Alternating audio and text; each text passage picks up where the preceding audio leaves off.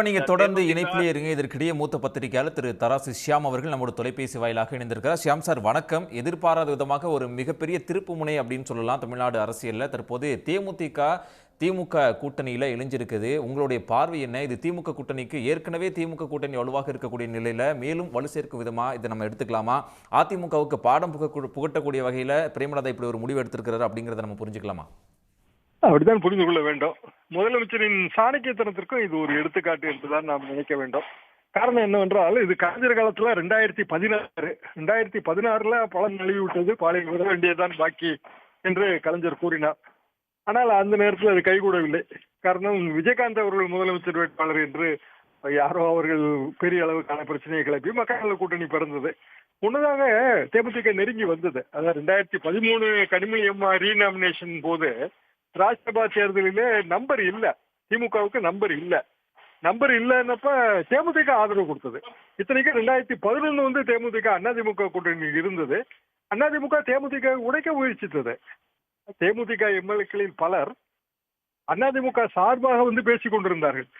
இப்படியான ஒரு நிலைமை வந்து அப்போது இருந்தது. அப்படியான ஒரு சூழ்நிலையில் 2021 முதலமைச்சர், இன்றைய முதலமைச்சர் மு க ஸ்டாலின் அவர்கள் விஜயகாந்த் நேரிலேயே சென்றார்.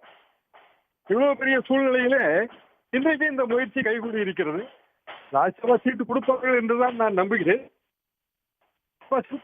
இது ஒரு 20 தொகுதி ஒர்த்து. நீங்க சொன்ன மாதிரி அதிமுகவுக்கு இது வந்து பெரிய மனசங்கடமாக இருக்கும். அதுவும் மோடி தலைமையிலே நடக்கிற கூட்டத்திலே பிரேமலதா அவர்கள் கலந்து கொள்வார்கள் என்கிற எதிர்பார்ப்பு நிலவும் போது இது ஏமாற்றமாகவும் இருக்கும். முதலமைச்சரின் சாமர்த்தியமான அரசியல் அணுகுமுறை என்றுதான் நான் பார்க்கிறேன். ஏற்கனவே திமுக கூட்டணி வலுவாக இருக்கக்கூடிய சூழல்ல இப்போ கடந்த தேர்தலில் ஒரு 30 தொகுதிகளில் வந்து 10,000 20,000 வாக்குகள் வித்தியாசத்தில் வந்து தோல்வி சந்திக்கக்கூடிய ஒரு நிலை இருந்தது. இப்போ இந்த தேமுதிகனுடைய வருகை திமுக கூட்டணிக்கு மேலும் வலு சேர்க்கும். 200 தொகுதிகளுமே இலக்கு நிர்ணயிச்சிருக்கிறது திமுக. அப்படி இருக்கக்கூடிய சூழல்ல அதற்கு ஒரு பயன் பெறக்கூடிய வகையில் இந்த கூட்டணி அப்படிங்கிறது இருக்கும் அப்படின்னு நம்ம புரிஞ்சுக்கலாமா? கண்டிப்பாக 200 நோக்கி வெற்றி நடை போடுகிறது திமுக கூட்டணி. அப்படிதான் நாம் பார்க்க வேண்டும். காரணம், 5000 ஓட்டுகளுக்கு கீழே வந்து போன முறை 40 தொகுதிகளிலே வெற்றி தோல்வி நிர்ணயிக்கப்பட்டது. இந்த 5000 ஓட்டுக்கு கீழே என்று பார்க்கும்போது சில தொகுதிகளில் தேமுதிகவுக்கு 2000 ஓட்டு கூட இருக்கும். 2000 ஓட்டு தானே என்று நினைக்க முடியாது. அந்த 2000 ஓட்டு முக்கியம் என்று ஆகிவிடுகிறது. அப்படி என்றால் தேமுதிக ஏற்கனவே நீங்கள் குறிப்பிட்ட மாதிரி கொஞ்சம் பலமாக இருக்கிற தொகுதிகளில் வெற்றி வாய்ப்பு, அது போக தேமுதிகவுக்கு ஓரளவு ஆதரவு இருக்கிற தொகுதிகளிலும் கூட்டணிக்கு வெற்றி வாய்ப்பு கிடைக்கும். மதில் மேல் புனையாக இருக்கிற சில தொகுதிகள் திமுக கூட்டணி பக்கம் வரும். ஒரு 160 170 கூட்டணி தொகுதிகளிலே வலிமையோடு இருக்கிறது என்று எடுத்துக்கொண்டால் இது 200 நோக்கிய ஒரு பயணத்துக்கு வழிவகுக்கும்.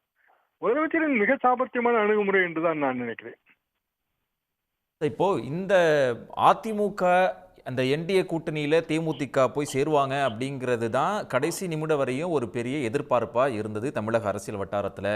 பத்திரிகையாளர்கள், அரசியல் நோக்கர்கள் எல்லோருடைய கருத்துமே அப்படிதான் இருந்தது. இப்போ திடீர்னு எதிர்பாராத விதமா இப்படி ஒரு கூட்டணி அமைஞ்சிருக்கு. என்ன காரணம் இருக்கும் அப்படின்னு நீங்க நினைக்கிறீங்க? என்ன விஷயம், எது இது இந்த கூட்டணியை சாத்தியப்படுத்தி இருக்கு அப்படிங்கிறத நீங்க நினைக்கிறீங்க? அரசியலிலே நமக்கெல்லாம் தெரியாத மறைமுக நகர்வுகள் நிறைய இருக்கும். அது தலைவர்களுக்கு மட்டும்தான் தெரியும். வெளியே நாம் பேசுவது எல்லாமே யூகங்கள் தான். வரலாற்றின் அடிப்படையிலே சில யூகங்கள், சமகால நிகழ்வுகளின் அடிப்படையிலே சில யூகங்கள்.